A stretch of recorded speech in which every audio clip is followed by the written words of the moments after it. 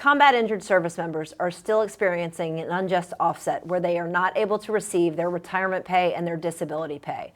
The Major Richard Starr Act has been reintroduced, and here to tell us more about how we're going to get it across the finish line is Jeff Goldberg from the Government Relations team.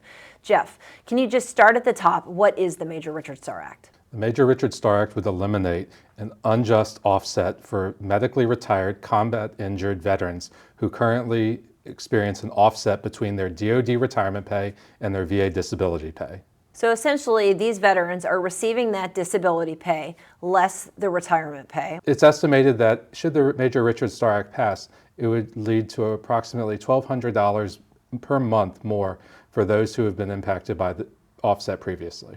And we know that this bill has had a lot of support in the past, for the last 2 sessions of Congress at least, and it's actually an amendment for the Senate version of the NDAA. So what's the way forward? How do we actually get this across the finish line? This bill enjoys widespread bipartisan and bicameral support with 76 co-sponsors in the Senate and 298 co-sponsors in the House.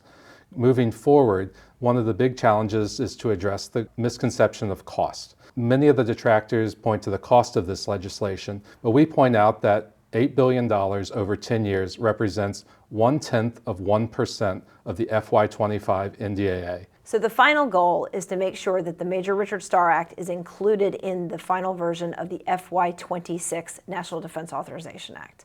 And that's where you come into play. The Major Richard Starr Act is a priority for our Summer Advocacy and Action campaign. So click the button below, contact your lawmakers, and urge them to support the Senate amendment today.